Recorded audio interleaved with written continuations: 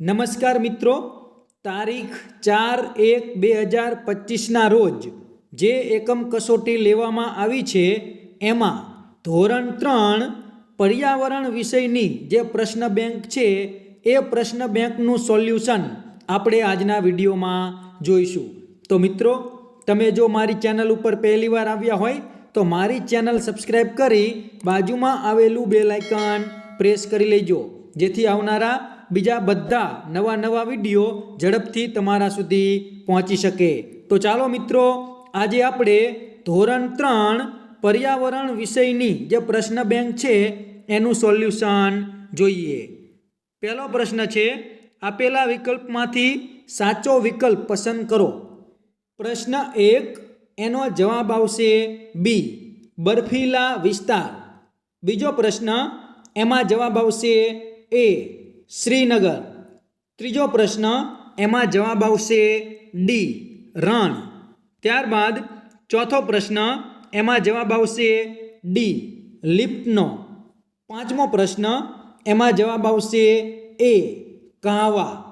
છઠ્ઠો પ્રશ્ન, એમાં જવાબ આવશે બી, સિકારા। સાતમો પ્રશ્ન, એમાં જવાબ આવશે બી, કપડું અને ખિલ્લા।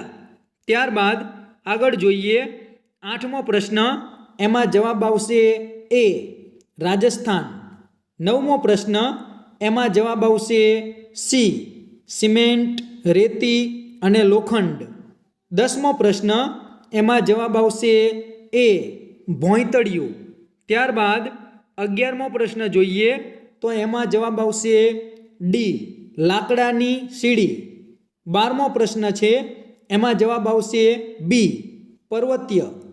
13મો પ્રશ્ન, એમાં જવાબ આવશે સી, ઊંટ। ત્યારબાદ 14મો પ્રશ્ન, એમાં જવાબ આવશે એ, કાશ્મીર। અને 15મો પ્રશ્ન, એમાં જવાબ આવશે ડી, અસમ। ત્યારબાદ આગળ જોઈએ, પ્રશ્ન નંબર 2, વર્ગીકરણ કરો। એમાં પહેલું છે પ્રાણી અને વનસ્પતિ। તો પ્રાણીમાં આવશે મધ અને ઈંડા, અને વનસ્પતિમાં આવશે મકાઈ, પાલક અને ટામેટા। ત્યારબાદ બીજું વર્ગીકરણ છે, એમાં પ્રાણી અને વનસ્પતિ। તો પ્રાણીમાં આવશે દૂધ, માંસ અને માછલી, અને વનસ્પતિમાં આવશે હળદર અને બટાટા। ત્યાર પછી ત્રીજું વર્ગીકરણ, એમાં જમીનની અંદર થતા શાકભાજી। તો એમાં આવશે મૂળા અને ગાજર, અને જમીનની બહાર થતા શાકભાજીમાં આવશે દૂધી, ભીંડો અને ટામેટા। ત્યારબાદ ત્રીજો પ્રશ્ન છે, જોડકા જોડો। તો પહેલું જોડકું છે, એમાં આપણે જોઈએ પહેલું રણ પ્રદેશનું ઘર। તો એની સામે આવશે ત્રીજું ભૂંગો। બીજું બરફવાળા પ્રદેશનું ઘર। તો એમાં આવશે ચોથું ઇગ્લુ। ત્રીજું હોળીમાં બનાવેલું ઘર। તો એમાં આવશે પાંચમું શિકારા। ચોથું જંગલની મુસાફરી સમયે બનાવાતું ઘર। તો એમાં આવશે પહેલું તંબુ। પછી પાંચમું મેદાન પ્રદેશનું ઘર। તો એમાં આવશે બીજું બહુમાળી ઘર। ત્યારબાદ બીજું જોડકું જોઈએ, એમાં પહેલું ખૂબ જ ઓછો વરસાદ। તો એમાં આવશે ત્રીજું રાજસ્થાન। પછી બીજું ભારતનું પાટનગર। તો એની સામે આવશે 5 નંબર નવી દિલ્હી।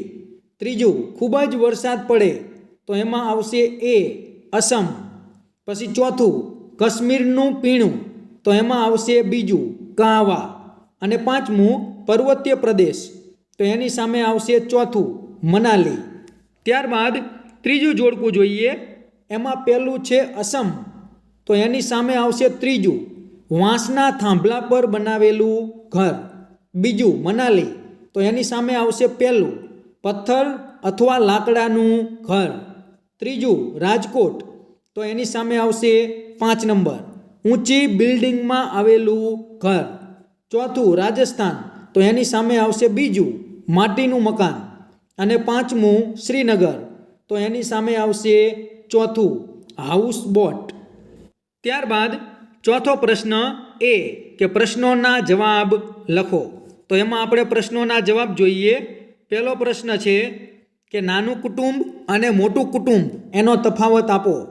તો નાના કુટુંબમાં શું આવે કે ઓછા માણસો હોય તો સામે આવશે વધારે માણસો હોય છે. પછી બીજું નાના કુટુંબમાં કે પૂરતી સુવિધાઓ મળે છે તો સામે આવશે પૂરતી સુવિધાઓ મળતી નથી. પછી નાના કુટુંબમાં ત્રીજું આવશે કે બાળકોનો વિકાસ સારો થાય છે તો સામે આવશે બાળકોનો વિકાસ સારો થતો નથી. ત્યારબાદ બીજો પ્રશ્ન હતો કે નાના કુટુંબમાં રહેવાના ફાયદા જણાવો. તો એમાં ઘણા બધા ફાયદા હોય. આપણે જોઈએ કે દરેક વ્યક્તિને પૂરતી સુવિધાઓ મળે છે, બાળકોનો યોગ્ય ઉછેર કરી શકાય છે, ઝઘડા થતા નથી, મુસાફરી દરમિયાન સરળતા રહે છે. આવા બીજા ઘણા બધા ફાયદા હોય. ત્યાર પછી ત્રીજો પ્રશ્ન જોઈએ, મોટા કુટુંબમાં રહેવાના ગેરફાયદા જણાવો.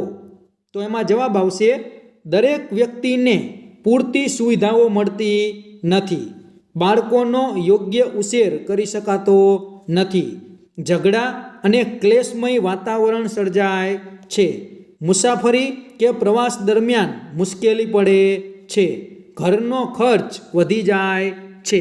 આવા ઘણા બધા ગેરફાયદા હોય. ત્યારબાદ આગળ જોઈએ પ્રશ્ન 4B કે પ્રશ્નોના ટૂંકમાં જવાબ લખો. તો એ આપણે પ્રશ્નો જોઈએ.